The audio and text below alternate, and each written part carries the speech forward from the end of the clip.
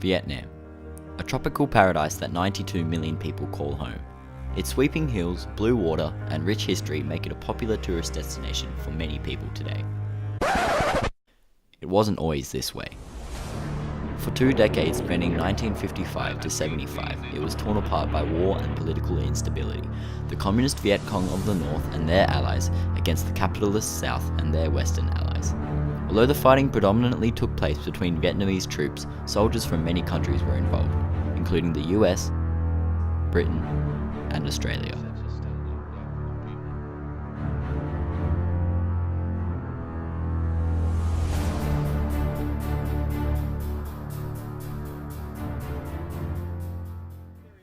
Most people have no idea why Australia of all countries were involved in the Vietnam War and what pressures existed to force our soldiers into a country so different to our own. So why was Australia really fighting in Vietnam? Let's take a look. Stalin's dictatorship of the Soviet Union from 1929 till 1953 cemented fear of the communist ideology in the minds of many Western countries such as the US and Australia. This is because in a communist system, people generally have very few freedoms and are highly restricted by the government. Millions of innocent Soviet people were forced to work in slave labor camps called gulags, and education was continually censored against anti-communist material.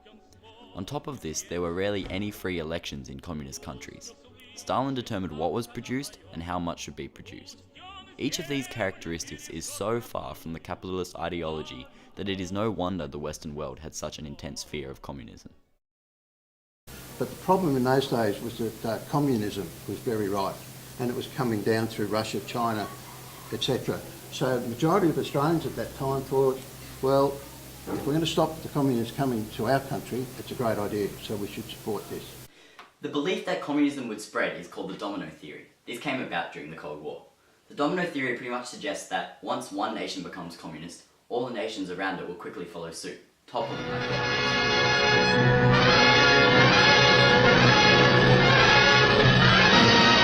In Korea, United Nations troops push on in the cautious advance against the communists. An advance whose purpose, General Ridgway states, is not to seize ground, but to wipe out the enemy. The Korean War that began on the 25th of June 1950 saw the Communist North fighting against the capitalist South. Australia sent over 17,000 soldiers to support South Korea, strengthening their forces with the RAV and RAAF. Similarly, the US government used this theory to justify sending their forces into the Vietnam War in support of a capitalist South Vietnamese dictator.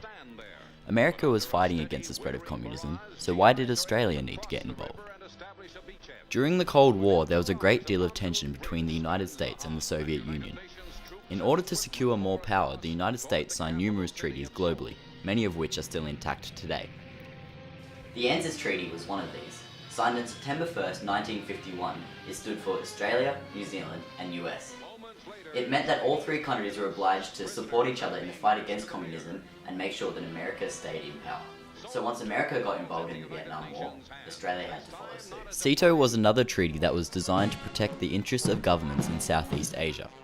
It stands for the Southeast Asia Treaty Organization and was set up as a result of the communist threat that faced this area. It all had to do with this SEATO, because America was part of that, and a number of other countries, including New Zealand, Pakistan, Thailand. So yeah, once Vietnam had been invaded by the North, then we had an obligation to send some troops or some forces to Vietnam. The average reaction from the Republic was great. They said one of the main reasons that this war had to come about was because of a treaty called the SEATO Treaty. Whether you've all heard of that, the Southeast Treaty Organisation. There were a number of countries swore that if one of their countries was invaded, that we would come to their defence. SEATO included Australia, France, New Zealand, Pakistan, the Philippines, Thailand, the UK, and the United States all in one. Maintaining this treaty meant that these countries would assist each other in the fight against communism and would help the US stay in power. Australia, some people say, is trailing at the heels of imperialist America. All I need say is that Australia is British and has a great and tried and common family allegiance under the Crown. But Australia knows, and so do the communists, that the closest concert between the United States and the British Commonwealth is vital to the common defence. We will work incessantly to strengthen this great association, just as the communist powers and their overseas friends will work incessantly to divide and destroy it. With all the goodwill in the world, and with the most heartfelt desire to make an end of war, we must be ready to meet it if it comes.